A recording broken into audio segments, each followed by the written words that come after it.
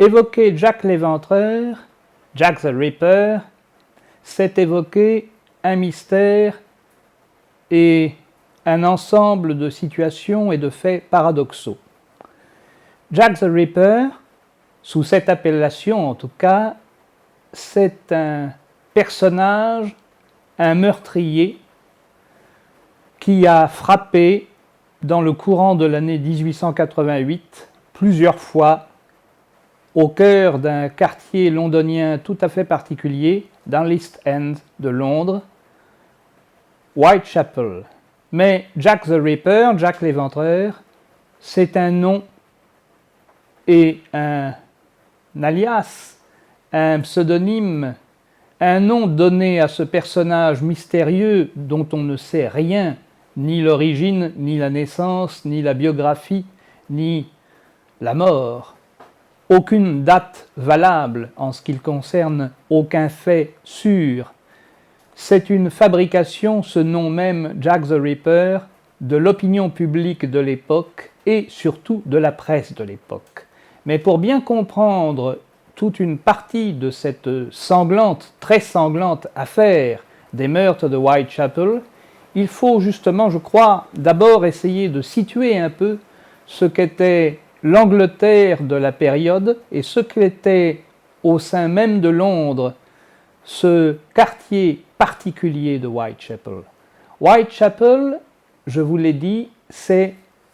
au cœur même de l'Est londonien, l'East End. C'est un quartier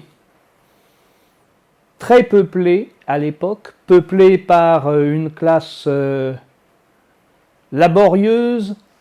d'ouvriers tisserands, de fouleurs de laine, de tanneurs, également peuplé par des marins de passage, puisque nous sommes à proximité des berges de la nous sommes à proximité des berges de la Tamise et de ses principaux débarcadères pour la marine marchande et pour un certain type de commerce, et notamment le commerce et le transport de bovins. Et nombreux sont les bateaux de transport de bovins qui passent justement par ce quartier de Whitechapel après avoir touché aux ports et aux berges de la Tamise. Bien sûr, c'est aussi un quartier qui est à proximité de la City même de Londres, et c'est donc un lacis de rues, un lacis de petites places, d'arrière-cour, d'immeubles sordides, un ensemble tout à fait particulier aussi par sa population, je vous l'ai dit, une population d'abord travailleuse, laborieuse, mais aussi une population très pauvre et qui va le rester longtemps, et une population qui a eu aussi des apports successifs depuis les années 1870-1880 naissantes, de toute une partie émigrée et immigrés de l'Europe centrale, de la Russie, de la Pologne, et de nombreux juifs aussi, extrêmement modestes, qui ont fui les ghettos de la Russie, les pogroms, la violence d'une partie de l'Europe continentale, pour rejoindre des quartiers populaires, pauvres aussi, de l'Angleterre et en particulier de Londres et très largement de l'East End. Alors, Whitechapel et l'East End, en octobre 1888, c'est aussi décrit comme étant, par les rapports de la police londonienne, comme étant un quartier où les lupanards sont nombreux. On en dénombre à ce moment-là au moins 62, et on a enregistré entre 800 et 1200 prostituées spécialisées dans ce cœur de Whitechapel qui est Spitalfields. Et c'est dans ce cœur-là que va débuter et se poursuivre l'essentiel de l'affaire de celui que l'on nomme, sans savoir de qui il s'agit, Jack l'Éventreur. Il faut aussi se rendre compte, quand on évoque l'Angleterre de cette période et la situation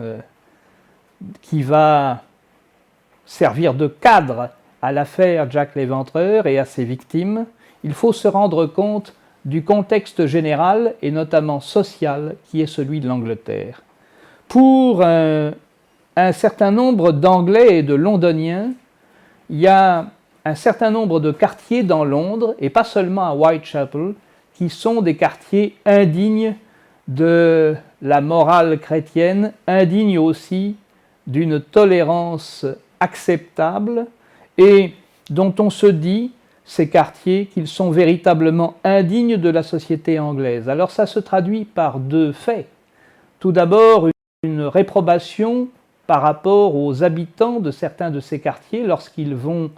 plus à l'ouest, dans le cœur même de Londres, dans le cœur prestigieux de la capitale anglaise, le cœur des affaires ou le cœur de la vie sociale et politique. On regarde ces habitants avec scepticisme et on les trouve crasseux ou on les trouve minables ou lamentables, ou bien on se dit qu'il faut faire véritablement quelque chose pour eux, et dans la société anglaise de l'époque, entre ce mélange de moralisme victorien où les Anglais se pensent détenteurs d'une forme d'excellence morale même par rapport au reste du continent et de l'Europe, et notamment par rapport aux Français, aux Allemands, aux Italiens ou à d'autres, on se dit tout de même que Whitechapel, qu'un certain nombre de ces quartiers sont des quartiers problématiques. Et il n'y a pas d'enclave telle que Whitechapel uniquement dans l'est de Londres. Il y en a dans toute une série et tout un ensemble de la totalité de la capitale britannique. Il faut être bien conscient en revanche qu'aux yeux de bien des Anglais, Whitechapel est une verrue indigne, surpeuplée en plus d'une population nettement étrangère, je vous l'ai dit, juive, russe, polonaise, et ça aura aussi un impact sur les gens du quartier même de Whitechapel, pour les Anglais eux-mêmes. Et c'est un ensemble de rues, un ensemble de séries d'immeubles, un ensemble d'estaminets, de bistrots, de petites auberges, de pubs malfamés, où se fait une vie grouillante, une vie largement abondante en pauvreté et en tragédie, où les agressions sont multiples, et l'on pourrait comparer cela à une sorte de cour des miracles, pour prendre un exemple français classique, c'est-à-dire au fond un quartier véritablement très angoissant par bien des côtés, Whitechapel. Mais c'est un quartier aussi où il se passe des choses, un quartier tout à fait saisissant, et ça n'est pas pour rien que près de 50 ans plus tôt, dans Oliver Twist et dans la première publication d'Oliver Twist en journaux puis en volume ensuite, Charles Dickens a placé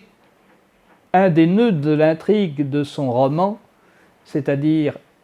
le quartier général du bandit entre tous, déjà d'origine juive, roux et juif, dit Dickens. Je veux parler bien sûr du personnage de Fagin, le chef des voleurs, le chef de bande où va sévir et servir un temps le pauvre petit Oliver Twist. C'est aussi un quartier néanmoins où des médecins ou des acteurs sociaux ou des philanthropes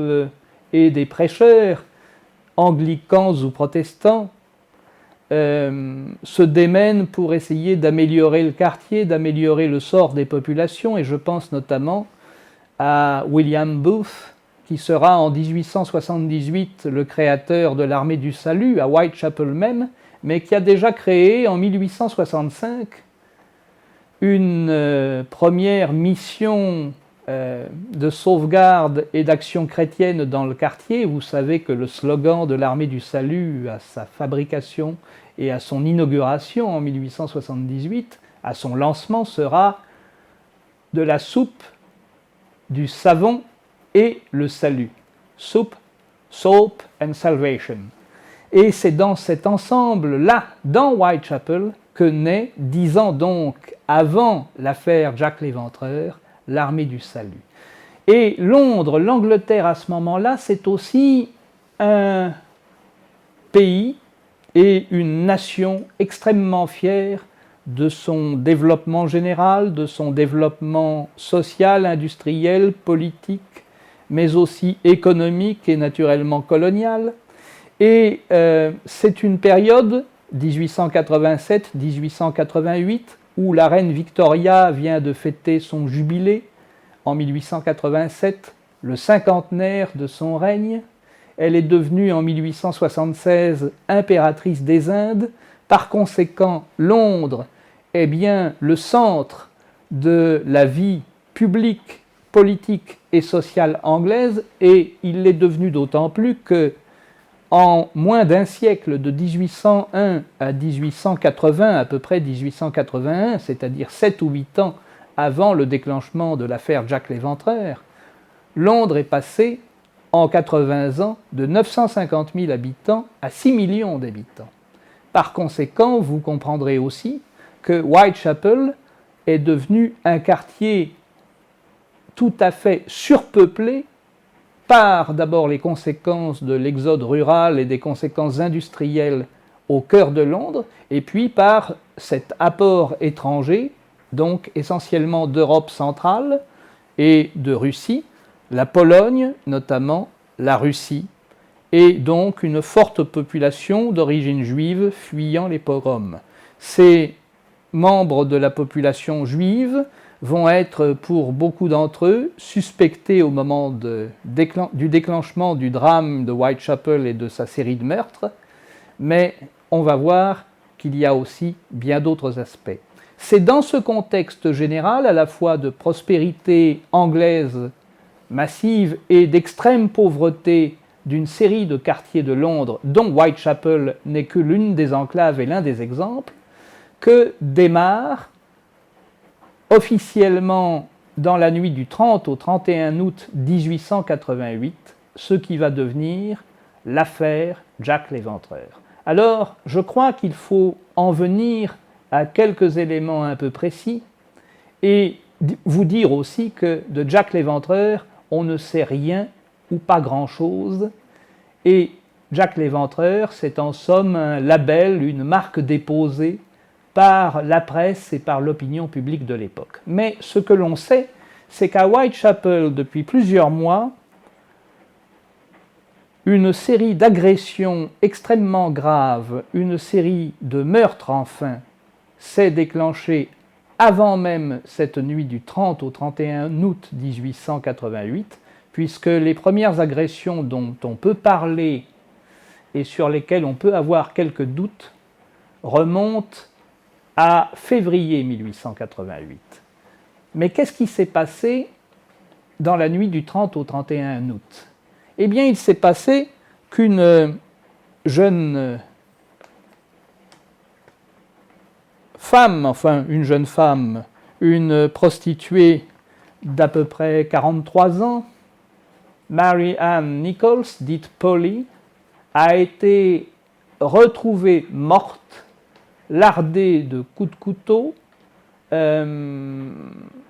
dans des conditions extrêmement violentes, et elle est découverte dans cette nuit du 30 au 31 août,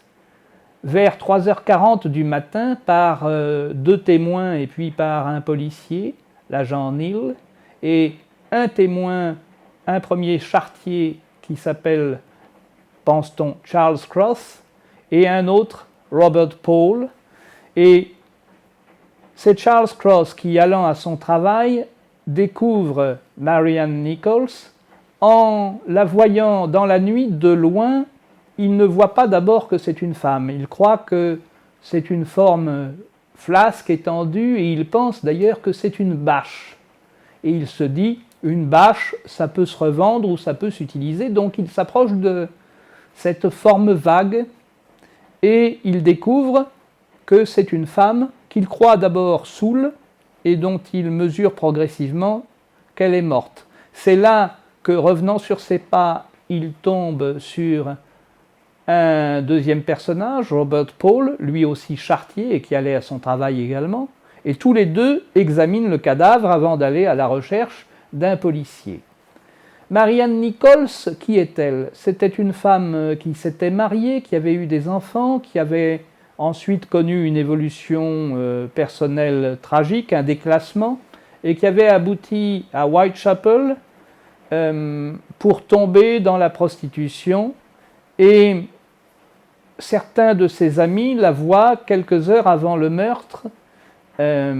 échangent avec elle, lui proposent de la loger alors qu'elle cherche un logement, mais elle n'a pas les moyens de se payer ce soir-là un logement. À Whitechapel, on se loge en effet en payant tout de suite, et elle cherche donc une série de clients, entendez des clients de prostitution, qui pourraient lui fournir un peu d'argent, et ou lui fournir les 2 ou 3 pence nécessaires aussi pour acheter du gin et boire. Et on va, à partir de là, à partir de ce premier meurtre qui est violent, stigmatiser assez souvent les différentes victimes de Jack l'Éventreur en les qualifiant systématiquement, et pour certaines tout à fait à tort, de prostituées. Je vous ai dit qu'à Whitechapel, il y a à peu près, à ce moment-là, plus d'une 60aine de lupanards et plus de 1200 prostituées reconnues par les services de police. Il faut dire aussi que les services de police de Londres sont organisés d'une manière un peu particulière, une partie étant concentrée sur la zone de Saint-Paul, la fameuse basilique, et de la city intérieure de Londres, l'autre étant la police métropolitaine, et bien sûr, il y a un certain nombre de divisions policières, d'organisations, et puis bien sûr, au milieu de tout ça, Scotland Yard. Quand on dit Scotland Yard, on évoque évidemment les inspecteurs de l'époque de Conan Doyle et de Sherlock Holmes, et c'est de tout à fait cela qu'il s'agit. Alors, ce premier meurtre se produit non pas, comme on le croit d'ordinaire, grâce au cinéma, au théâtre, aux évocations littéraires qui ont suivi, un soir de demi-brume ou de brouillard à Londres, de demi-brume à Londres, comme dirait Apollinaire, mais il n'y a pas de smog ou de fog ce soir-là, et il y en a d'autant moins que la nuit est rendue très claire, parce que dans la nuit du 30 au 31 août 1888, il y a un immense incendie, il y a même 2 incendies successifs, des docks de Londres et d'une partie donc des docks qui sont installés en marge immédiate de cette partie de l'East End et de Whitechapel, et une partie d'ailleurs de la population et des amis proches de Pollyanna Nichols assistent et voient l'incendie ou discutent avec les policiers et les secouristes. Et un certain nombre des suspects, d'ailleurs, que l'on suspectera ensuite, seront en partie disculpés parce qu'ils auront assisté à cet incendie, auront discuté avec des policiers à l'heure supposée et probable de l'assassinat de Marianne Nichols. Lorsqu'on la découvre, les mains sont froides, mais le visage est encore chaud et on peut penser qu'elle respirait encore, d'après l'un des témoins. En réalité, elle était probablement morte et il a mal pris le pouls, ou du moins la main sur le cœur, et pensant qu'elle respirait et que le cœur battait, il s'est probablement trompé. Ça, c'est le premier meurtre, et il est déjà extrêmement violent. Avant cette date, il y a tout de même une agression qui devrait retenir l'attention. Et nous sommes là au mois de mars, le 27 et 28 mars 1888. Et ça se passe cette fois-ci à domicile, dans un petit logement crasseux de Whitechapel toujours. Une femme, Ada Wilson, est agressée chez elle par un homme mystérieux qui lui demande de l'argent, qui la réveille en pleine nuit, qui frappe à sa porte et exige de l'argent, et qui, devant son refus, lui assène à la gorge, et c'est cela qui est intéressant, 2 coups de couteau, d'un coup de couteau régulier 2 fois, fait par un couteau pliant assez long. Or, Ada Wilson survit à son agression et elle va donner une description de son agresseur qui va se retrouver plusieurs fois, cette description, chez certains des témoins qui prétendront avoir vu l'éventreur. Alors je vous la donne, elle tient en quelques lignes, et les voici. Un homme au visage brûlé par le soleil, moustache blonde, environ 30 ans, taille 1,70 m, portant un manteau sombre, un pantalon léger, un chapeau à large rebord, et il a donc utilisé un couteau pliant assez long. Elle survit, mais les blessures sont déjà à la gorge, et les premières blessures que l'on relève, et qui seront considérées comme la blessure mortelle d'abord, puis une autre série de blessures à l'abdomen pour Polly-Ann Nichols, sont déjà, Marianne dite Polly Nichols, sont déjà une blessure extrêmement grave, large, à la gorge. Dans le même mode opératoire va suivre une série de crimes, vous le savez, dont on peut donner pour 5 victimes, en commençant par Marianne Nichols, l'attribution à celui qu'on a appelé très vite, dès le mois de septembre, Jack l'Éventreur. Alors, ces victimes canoniques sont donc Marianne Polly Nichols, qui, je vous l'ai dit, avait environ 43 ans et qui est morte fin août 1888. Nous avons ensuite Annie Chapman, qui a environ 48 ans, qui est assassinée, elle, le 8 septembre 1888, et dans des conditions violentes aussi, et qui est découverte à Spitalfields, dans une arrière-cour, vers 6 heures du matin, dans cette journée du 8 septembre. Suivront 2 meurtres successifs, l'un étant en partie sans doute provoqué rapidement, mais l'assassin étant gêné pour finir sa besogne et ce qu'il voulait y faire, vise Elizabeth Stride, et le second, dans la même foulée, très tôt le dimanche matin 30 septembre 1888, provoque la mort d'une manière violente, extrêmement violente, de Catherine Eddowes. Les 2 victimes ont 44 et 46 ans à peu près, donc vous voyez que nous sommes chaque fois jusqu'à présent dans les mêmes catégories d'âge, à peu de choses près. Et viendra ensuite, le 9 novembre, dans la nuit du 8 au 9 novembre 1888, une dernière victime, la plus célèbre et la plus mutilée de toutes, Mary Jane Kelly, et qui, elle, a à peu près 25 ans. Alors, ça, ce sont les victimes dites canoniques, comme il y a un cycle de romans canoniques ou un canon du cycle holmesien des aventures de Sherlock Holmes dans les œuvres de Conan Doyle.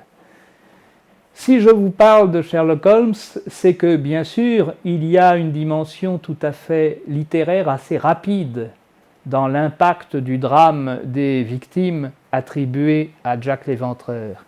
Mais c'est aussi qu'on a soupçonné un certain nombre d'écrivains, un certain nombre même de comédiens d'être les auteurs de ces meurtres abominables. Il faut aussi dire qu'il y a peut-être d'autres victimes, et j'ai essayé de le suggérer déjà en vous évoquant des agressions qui avaient eu lieu dès février 1888, d'autres victimes imputables peut-être à celui que l'on a appelé Jack l'Éventreur. Il y en a peut-être d'autres après novembre 1888, puisque pour l'une d'entre elles, en tout cas, dans le courant 1889, l'un des inspecteurs majeurs de l'enquête, Frederick Aberlin, et l'un des principaux légistes, le premier à avoir fait un portrait ou un profil psychologique de l'assassin, le docteur Thomas Bond, remarquable chirurgien par ailleurs, et qui avait examiné précisément les 5 victimes, attribuables de manière certaine, pensait-il, à un seul homme, celui qu'on a appelé Jack l'Éventreur, eh bien, le docteur Bond, lui aussi, pense qu'une autre série d'agressions est imputable à l'éventreur et qu'au moins l'une des victimes, en 1889, peut avoir été encore tuée par lui. Je vous précise encore que l'on continuera à attribuer à l'éventreur des crimes, plusieurs, jusqu'en 1891 et que le dossier de police ne sera finalement fermé, faute d'avoir été concluant absolument, en 1892. Alors, 5 victimes canoniques. Je vous en ai donné les noms, je vous en ai donné les âges. Je vous dirai aussi que contrairement à ce que l'on a souvent affirmé, elles n'étaient pas toutes des prostituées. Et certaines étaient simplement des femmes extrêmement pauvres, travaillant modestement, très durement. Et pour certaines, elles étaient issues de milieux campagnards. La plupart sont nées cependant à Londres, sauf 2. Elizabeth Stride est en effet d'origine suédoise et elle est née en Suède. Elle a émigré en Angleterre dans sa jeunesse, mais elle n'est pas d'origine anglaise. Elle a épousé en revanche un Anglais. Et Mary Jane Kelly, la plus célèbre de toutes, qu'on a retrouvée dans un état de mutilation épouvantable, Mary Jane Kelly, elle, est peut-être d'origine irlandaise, bien que ce soit la moins documentée en termes biographiques des victimes, et qu'on en sache finalement peu de choses. C'est aussi en revanche la plus jeune, puisqu'il semble qu'elle soit morte alors qu'elle était peut-être âgée d'environ 25 ans. Qu'est-ce que l'on peut dire à ce stade, après ces 5 meurtres-là, entre août et novembre 1888, qu'est-ce que l'on peut dire du travail de la police? Est-ce que l'on peut dire, comme on l'a souvent répété, que la police avait été débordée, qu'elle n'avait pas fait son métier, que beaucoup de choses avaient été laissées en arrière-plan et qu'en somme, elle n'avait pas mené son enquête de manière efficace et digne? Eh bien, je serais enclin à vous dire l'inverse. Le travail de police concernant l'affaire Jack l'Éventreur a été un travail considérable, compte tenu aussi des moyens de l'époque qui n'étaient pas, vous vous en doutez, des moyens scientifiques tels que ceux que nous connaissons dans la police d'aujourd'hui, ou même tels qu'on a pu les connaître avec l'évolution des travaux sur les empreintes digitales ou tout ce qui concerne l'anthropométrie, c'est-à-dire sur les empreintes digitales, les premiers travaux, d'ailleurs dans l'époque même de Jack l'Éventreur, mais un peu plus tard quant à leur conclusion, les travaux de Grafton, qui était un Anglais, ou les travaux anthropométriques si variés et si larges du Français Alphonse Bertillon, travaux popularisés notamment par les fameuses brigades mobiles créées par Georges Clemenceau en France en 1907. Mais l'Angleterre policière est loin de ces méthodes-là. Et la police de Londres, bien que Scotland Yard, bien que la police métropolitaine et d'autres formes et divisions policières londoniennes soient constituées d'inspecteurs déterminés et d'enquêteurs solides, eh bien la police de Londres a fait tout ce qu'elle a pu, mais elle n'a pas vraisemblablement trouvé l'assassin, même si à partir d'une certaine date, les crimes semblent avoir cessé. Et si le spectre de Jack l'Éventreur s'est un peu estompé et a disparu de non pas l'imaginaire anglais, mais de la réalité criminelle du moment. Ça n'a pas empêché les agressions de se poursuivre et certaines attaques très violentes d'avoir toujours lieu à Whitechapel, mais on ne les a plus imputées à Jack l'Éventreur. Alors pourquoi par ailleurs Jack l'Éventreur? Je vous ai dit que c'était un label et une marque déposée pratiquement, une invention de l'opinion publique terrorisée et de la presse. Il y a du vrai là-dedans parce que tout part d'une série de lettres reçues par la police, reçues par le central aussi de la presse londonienne, reçu par toute une série de journaux, et notamment une première lettre qu'on a appelée la lettre dite Dear Boss, qu'on traduit un peu maladroitement en français par la lettre du cher patron, ce qui est un peu faible en traduction, parce que boss à l'époque, ça vient du vieil anglais, ça peut vouloir dire aussi en termes argotiques mon pote, mon cher vieux pote, mon cher ami. C'est comme old pal, si vous voulez, et c'est un peu rapide de traduire cela par cher patron. Alors cette lettre écrite à l'encre rouge, où le tueur prétend avoir dû recourir à l'encre parce que le sang qu'il avait prélevé n'avait pas donné le résultat valable pour écrire, cette lettre est probablement un affreux canular, très probablement d'un journaliste qui a voulu se mousser. On a soupçonné plusieurs journalistes d'ailleurs, on a donné des noms, mais les forces de police l'ont d'ailleurs prise d'abord au sérieux, cette lettre au bout du compte, et elles se sont peut-être un peu concentrées un peu trop au fur et à mesure sur cette lettre-là, qui est probablement un faux. Des lettres fausses dans l'affaire Jack l'Éventreur, il y en a beaucoup. Il y en a une qui interroge et qui est peut-être plus sérieuse à prendre en considération, qui est la lettre dite « From Hell », depuis l'enfer, et qui a donné une postérité populaire et dramatique à toute l'affaire par bien des utilisations littéraires, de bandes dessinées, graphiques, de théâtre ou de cinéma. From Hell, ça a servi beaucoup. Et c'est peut-être une lettre, elle, plus sérieuse que les forces de police, en tout cas, ont considérée comme plus authentique et plus intéressante à bien des moments de l'affaire et même bien après l'affaire. Mais c'est une lettre, au fond,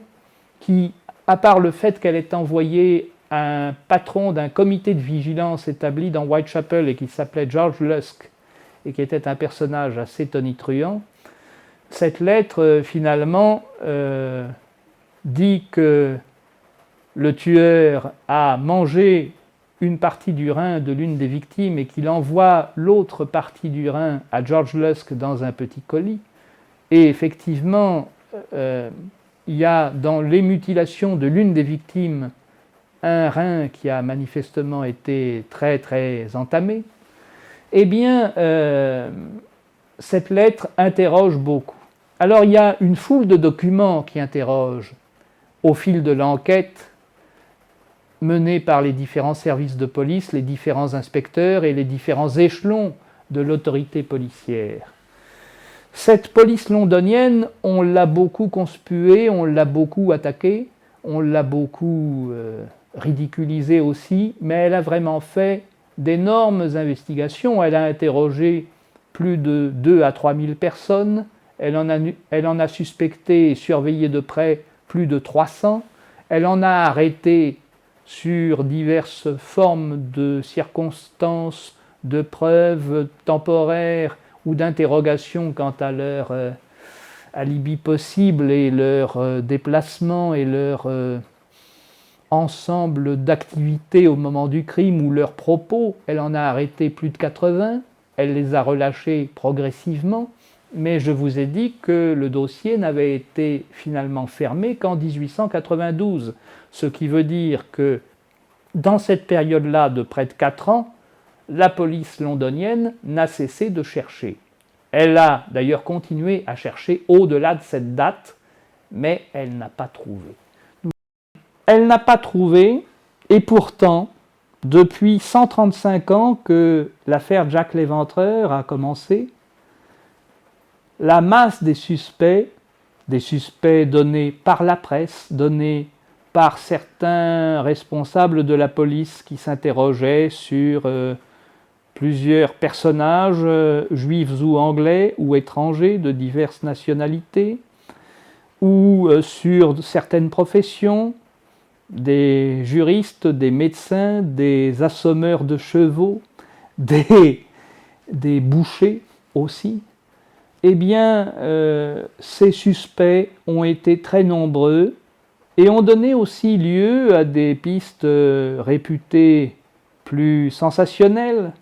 ou plus fantaisistes. Parmi les pistes fantaisistes, il y a la suspicion ridicule qui concerne Lewis Carroll, l'auteur d'Alice au pays des merveilles, tout ça parce qu'il aimait faire des jeux de mots et que l'on a considéré que l'auteur des lettres était un petit malicieux. Il y a une piste qui a fait fortune dans la littérature, dans le cinéma, qui est la piste des différentes variations du complot royal, mettant en cause le prince Albert Victor, prince de Galles, mais qui n'était pas à Londres dans la plupart des cas des meurtres imputés, et des 5 meurtres canoniques en particulier imputés à Jack l'Éventreur. On a mis parmi les complices du prince un cocher, ça ne tient pas non plus, un médecin célèbre, William Gull, grand chirurgien, celui qui a opéré en 1873 Napoléon III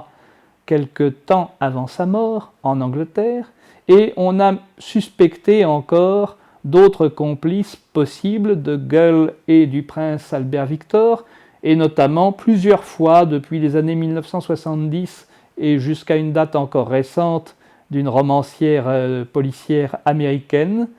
On a suspecté un peintre célèbre d'origine allemande et qui a fait une très grande carrière anglaise, qui était Walter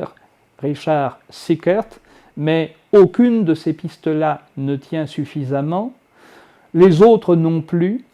aussi bien celles qui concernent des ressortissants juifs de Whitechapel qui finissent soit dans des asiles parce qu'ils sont effectivement devenus fous, soit pendus pour d'autres meurtres qu'ils ont effectivement commis. L'un d'eux, en particulier Severin Klosowski, est un empoisonneur qui a tué 3 de ses femmes, 3 épouses successives et qui finira pendu. D'autres finissent en prison, d'autres meurent beaucoup plus vieux. On en revient souvent au premier témoin, à Charles Cross, qui s'appelle en fait Charles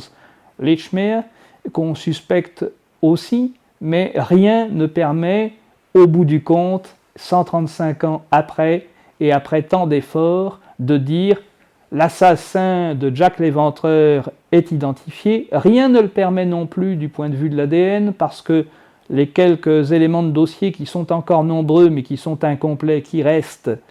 sont désormais tellement manipulés et l'ont été tellement qu'ils ont perdu toute possibilité de fournir des solutions par l'ADN, malgré ce que pensent un certain nombre d'écrivains, et on a même été jusqu'à produire un journal pour l'un des suspects, Maybrick, un journal qui était celui prétendument de l'Éventreur. Ce journal est manifestement un faux, dont le papier est peut-être bien d'époque victorienne, mais dans l'encre en tout cas est arrangé notamment par un élément qui ne pouvait être introduit dans cette encre-là qu'en 1974, et cette affaire Maybrick et le fameux journal n'est plus pris au sérieux aujourd'hui, d'autant que l'un des détenteurs du journal a bien confessé qu'il avait forgé un faux. Et donc, nous en sommes, d'année en année, successivement, réduits à se pencher sur les victimes qu'on a un peu trop oubliées dans cette affaire-là, les 5 victimes canoniques et puis les autres potentielles de ce mystérieux personnage fantomatique, Jack l'Éventreur. Alors Jack l'Éventreur a aussi connu, et c'est ce qui explique peut-être la durée de son succès, une notoriété et une postérité littéraire. Il a aussi connu une notoriété théâtrale et romanesque. Et puis, on a mêlé à l'affaire de l'Éventreur des personnages de presse tout à fait fascinants comme P.T. O'Connor, qui était le créateur du journal Star, qui a été l'un des piliers de l'interrogation sur Jack l'Éventreur, mais qui est un Irlandais tout à fait étonnant, qui est aussi attaché au milieu populaire, qui est un des lutteurs du Home Rule, de l'autonomie anglaise interne au sein du Royaume-Uni, et qui est un homme de presse considérable. On n'a pas insisté suffisamment, sans doute, quand on se penche sur l'affaire de l'Éventreur, sur le rôle majeur de la presse de la presse populaire et de la presse à sensation, mais même de journaux réputés beaucoup plus sérieux comme le Times, dans les interrogations, le développement, la postérité et la panique aussi que la presse a déclenchée face à ces meurtres-là. 135 ans après, le drame fascine encore et Whitechapel est devenu aujourd'hui une sorte de quartier touristique où des touristes en mal de sensations et un peu morbides continuent d'aller sur les traces de Jacques l'Éventreur, escortés par d'anciens inspecteurs de police reconvertis en guides ou par des passionnés, on appelle ces passionnés des éventrologues, des spécialistes de Jacques l'Éventreur. Il y a des sociétés comme ça qui se créent à Whitechapel ou dans le reste de Londres ou en Angleterre, et il y a des masses de chercheurs qui se passionnent ainsi, qui fouinent dans les archives. Alors parmi eux, il y a d'anciens policiers aussi qui, eux, cherchent à comprendre la mécanique du meurtrier. Et puis, il y en a qui détiennent des archives, même originales, tout à fait rares. Et pour tordre le cou une dernière fois au mythe de la solution royale, du complot royal, il faut mentionner une lettre personnelle de la reine Victoria à son premier ministre de l'époque, qui demande des moyens de police supplémentaires, qui demande des inspecteurs sur le terrain, qui recommande aussi de mieux gérer et de mieux développer l'éclairage dans Whitechapel, et qui a même une idée, et même plusieurs. L'une concerne l'un de ces voyageurs et éleveurs et transporteurs bovins dans Whitechapel, qui viennent par bateau. L'autre concerne l'hypothèse, par la reine elle-même encore, parmi les criminels possibles, d'un marin de passage. Alors il faut rappeler que la reine Victoria avait lu avec passion déjà à sa parution Oliver Twist et n'avait pas oublié le portrait de Whitechapel fait par Dickens dans Oliver Twist, et on peut se demander en rêvant un peu ce qu'aurait écrit Charles Dickens à propos de Jacques l'Éventreur s'il n'était pas mort lui de manière certaine en 1870. En revanche, il faut se souvenir aussi que parmi les amis de bien des écrivains et bien des figures, il y a un certain nombre de personnages qui ont été mêlés involontairement ou assez précisément à l'Éventreur, devenu suspect et qui ne l'était pas. Et l'acteur américain Richard Maitland, par exemple, parce qu'en 1888, au moment des crimes, il jouait au Lyceum Theatre une reprise du roman de Robert Louis Stevenson. Ce roman, c'est bien sûr l'étrange cas du Dr Jekyll et de Mr Hyde transposé au théâtre, et les spectateurs étaient tellement effrayés par la transformation physique de Richard Maitland qu'ils ne la comprenaient pas, alors que c'était d'ailleurs un effet de lumière et de maquillage, et ils considéraient que ce n'était pas un acteur, mais un monstre capable de transformation, et que donc il pouvait être l'Éventreur, et il a été suspecté. Quand je dis qu'en revanche, la police a longtemps travaillé dessus,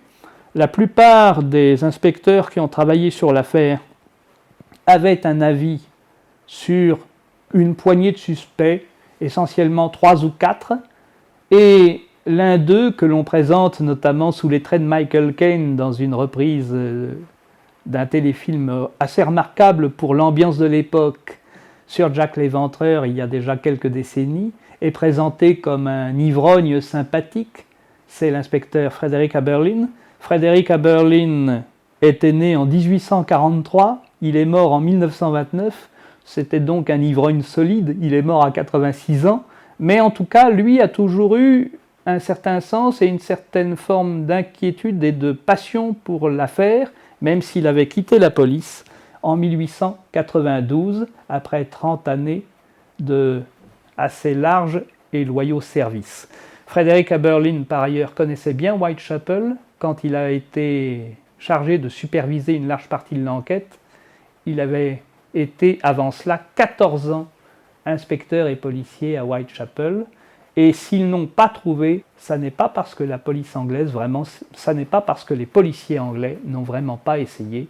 mais les moyens scientifiques et puis la contradiction des témoignages et puis la contradiction des lettres et cette folie de presse et de panique populaire a probablement largement freiné l'enquête. Voilà, je crois, ce que l'on peut dire, 135 ans après, sur Jacques l'Éventreur, sur ses victimes surtout, qu'il ne faut pas oublier. Et en revanche, on comprend mieux pourquoi ce quartier populaire, sordide et compliqué de Whitechapel a fasciné Dickens, puis Jack London, et est aussi au cœur de la création d'un élément essentiel de philanthropie et de secours, l'armée du salut. Merci.